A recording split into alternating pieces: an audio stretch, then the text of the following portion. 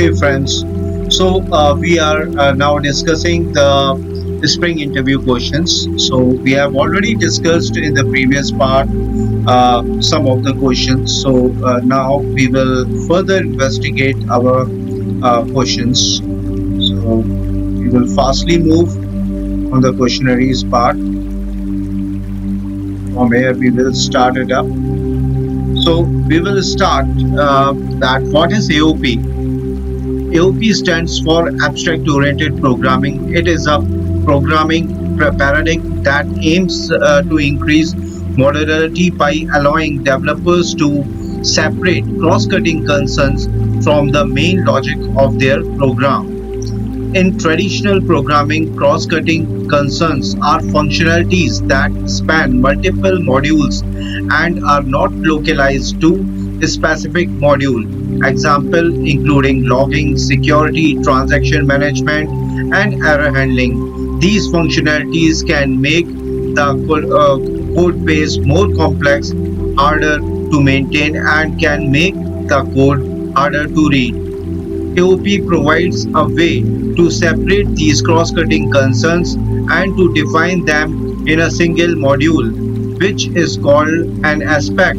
Aspect encapsulates behavior that can be applied across multiple objects and classes in a program. By using AOP, developers can define these behavior in a central location, making it easier to manage and maintain them.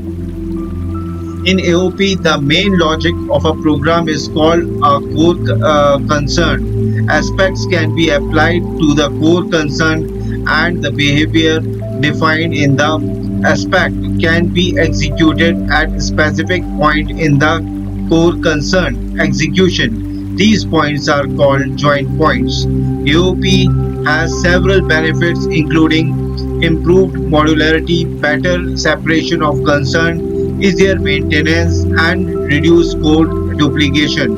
AOP is supported by many programming languages including Java, C Sharp, and Python through the use of library or framework. What is the difference between Bean Factory and application context? Bean Factory and application context are two related concepts in a Spring framework that are used to manage the creation and configuration of beans. However, they differ in their functionality and usage. Bean Factory is the simplest container available in the Spring framework and is responsible for creating and managing beans. It is the foundation of the Spring framework container and provide basic support for dependency injection and bean creation. The Bean Factory provides lazy initialization of bean, which means that the beans are only created when they are requested. This approach can be useful when you have a large number of beans but you don't want to create them all at once.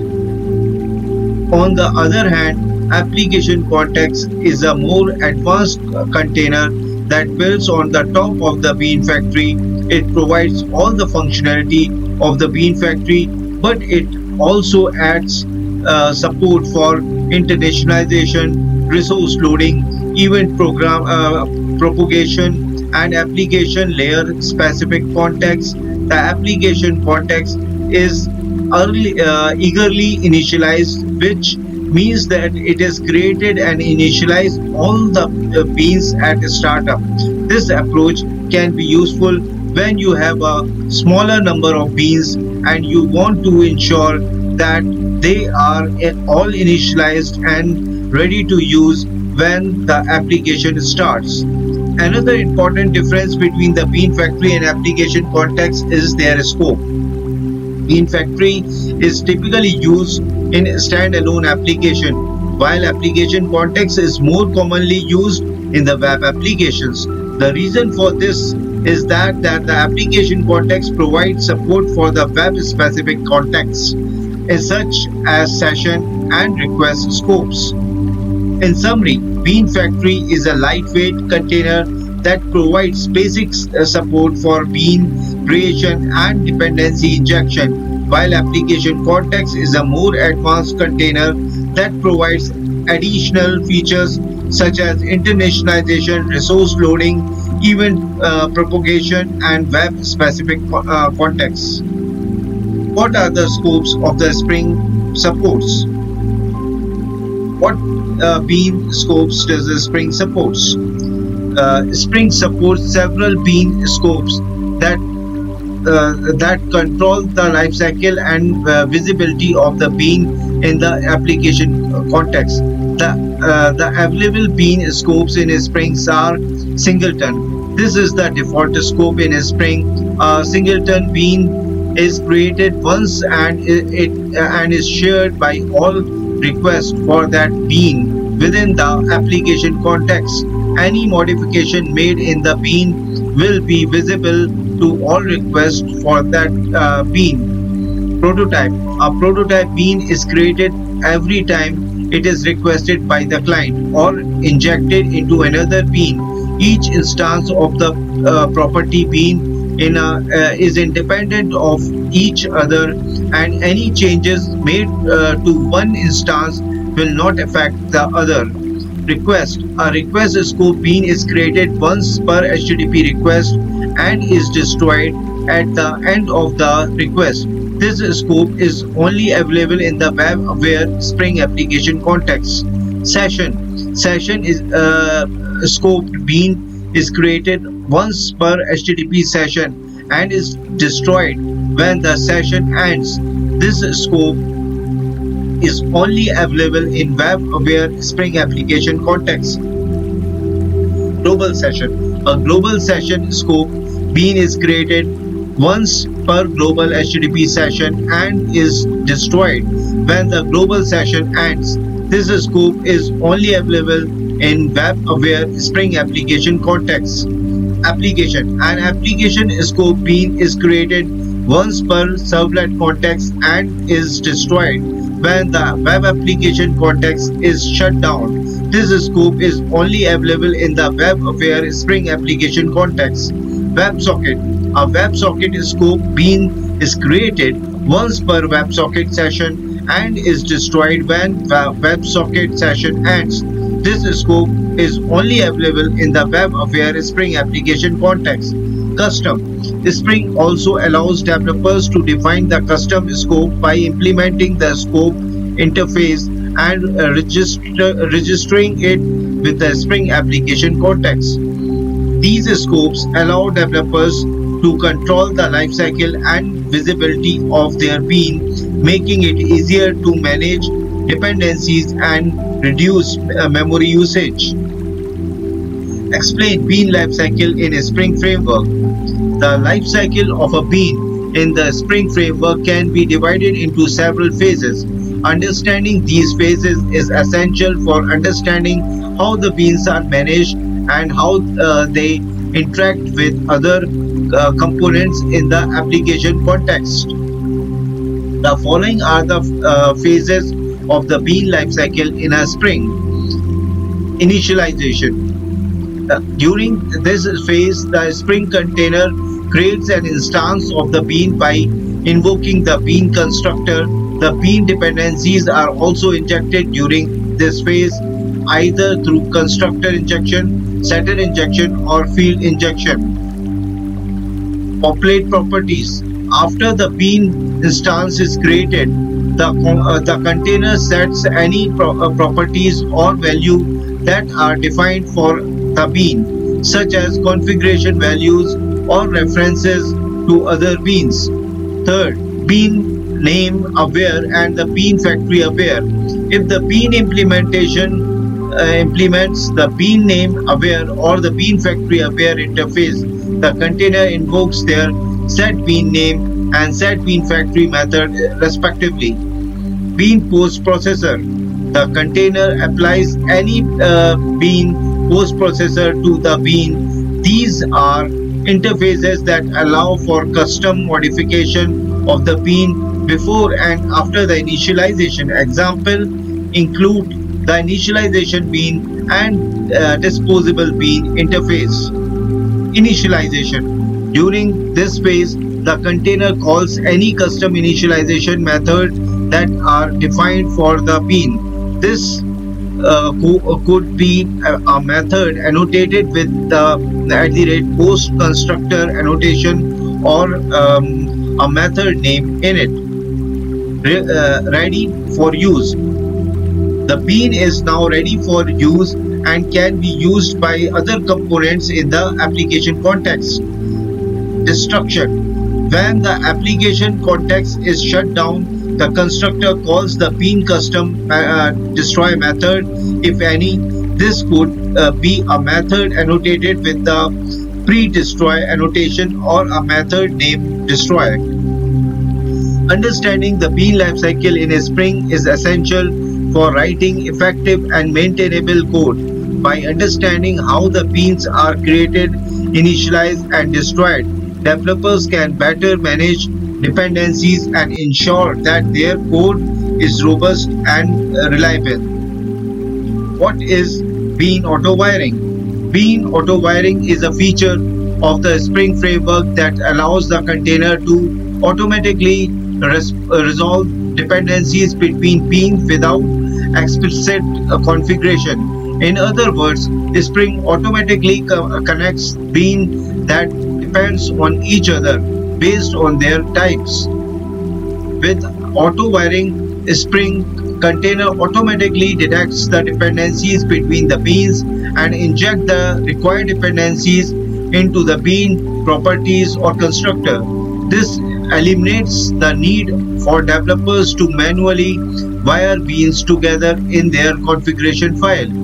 To use auto wiring in Spring, developers simply need to annotate their bean with the AutoWire annotation, which tells that the Spring container to automatically wire the dependencies. The at the rate AutoWire annotation can be used on fields, constructors, and methods, and can be used together with the at the rate qualifier annotation to specify which bean to wire in the class where there are multiple beans of the same type.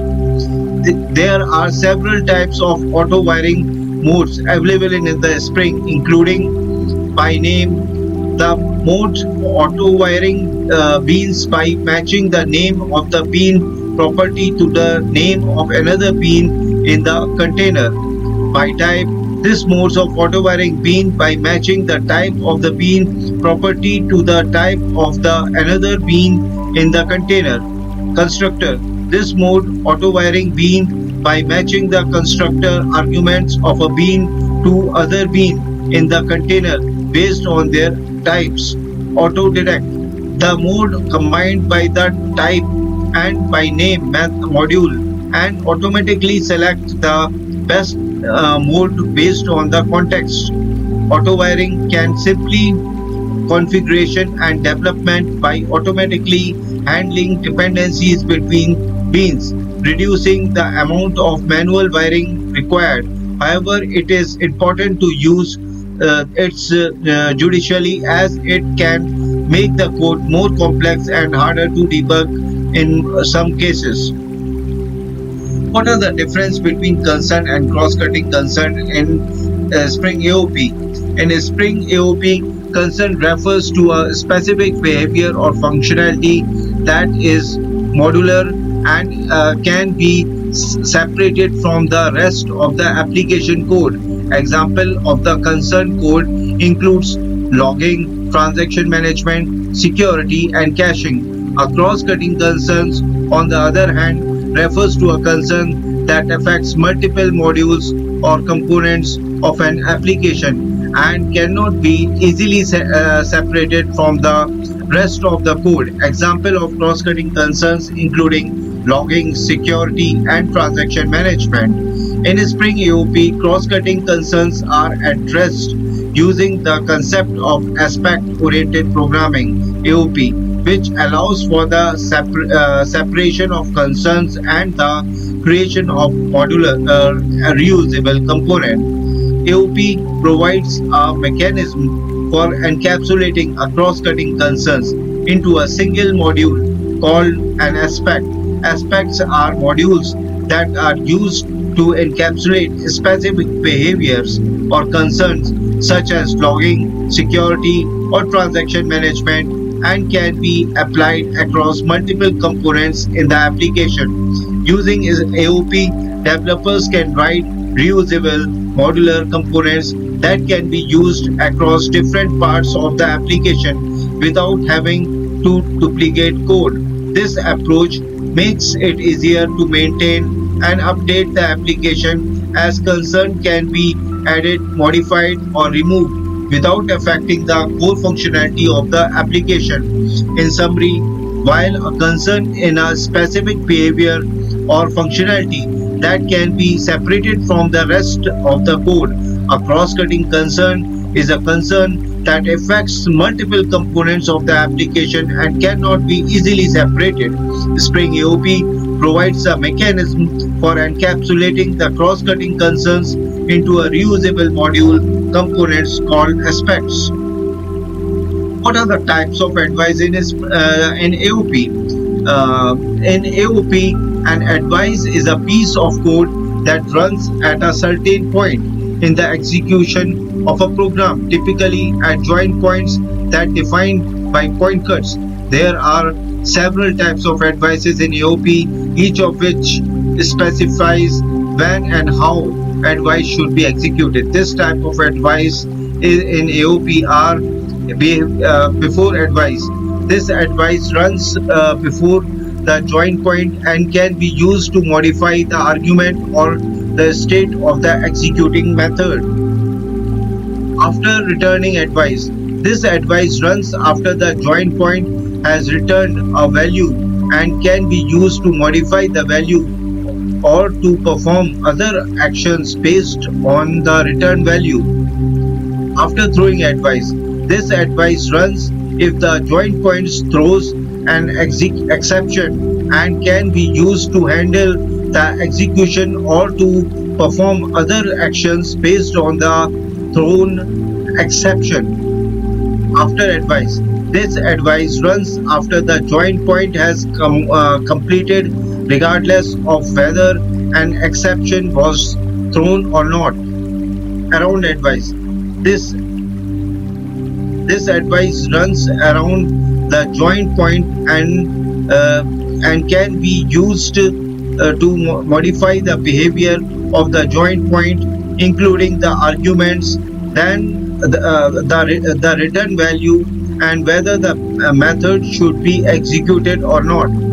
Each type of advice provides a different way of modifying the behavior of the application at the specific points in its execution. Developers can use their advice types to encapsulate common behavior and apply them to multiple join points, making their code more modular and easier to maintain. What are the ways to access Hibernate by using Spring? There are several ways to access Hibernate using Spring. Some of the most common ways are Hibernate template. This is a Spring class that provides a simple, consistent API for accessing Hibernate. It wraps the Hibernate session factory and provides the method for performing common code operations such as update, delete, and find. Hibernate DAO support. This is a Spring class that extends Hibernate template and provide additional support for the DAO data access object class. It provides a set of convenient methods for performance database operations such as get, load, find, and save. Hibernate Transaction Manager. This is a Spring class that provides the transaction management for Hibernate. It wraps the Hibernate session factory and provides a method for beginning, committing, and rolling back transaction. Hibernate Interceptor. This is a Spring class that provides a way to intercept and customize Hibernate behavior. It can be used to modify the behavior of Hibernate session, transactions, and queries, among other things. Local Session Factory Bean. This is a Spring class that provides a way to configure Hibernate using a Spring configuration mechanism. It allows developers to define Hibernate configuration settings in a Spring configuration file and to inject dependencies into Hibernate session factory instances. These are the just few of the ways that Spring can be used to access Hibernate. The choice of approach will depend on the specific requirement of the application as well as the developer's preference and experience. Difference between the Spring MVC and the Struts MVC. Spring MVC and the Struts MVC are the two popular frameworks for building web application using the model view controller architecture pattern. While they share common some similarities, there are also some differences between them. Architecture. Both Spring MVC and Struts MVC are based on the MVC pattern, but they implement it in different ways. In Spring MVC, the controller is a Spring managed beans, while the module and the view are typically Java classes. In contrast, Spring MVC uses action class as a controller, Java beans as the models, and the JSPs as views. Configuration. In Spring MVC, configuration is done using the Java-based configuration or XML-based configuration. The configuration is typically done in a Spring configuration file or a Java class. In Struts MVC, configuration is typically done in an XML configuration file called the strutsconfig.xml. Dependency injection. Spring MVC is known for its support of dependency injection, which allows for loosely coupling between components. Struts MVC does not provide built-in support for dependency injection, although it is possible to use the third-party libraries to achieve it. Integration with other frameworks. Spring MVC can be easily integrated with other Spring frameworks such as suppliers, security, and Spring data. Spring MVC are also be integrated with other frameworks, but it may require more effort and configuration. Testing. Spring MVC provides good support for testing, which with features such as mock objects and the ability to test the controller and the view separately. Struts MVC also support testing, but it may require more effort to set up and execute tests. In summary, while both Spring MVC and Struts MVC are based on the MVC pattern, they implement it in different ways and have different features and capabilities. The choice between them will depend on the specific requirements of the application and the developer's performance experience. Please like and subscribe my channel. We will be making more interactive videos in this regard. Thank you.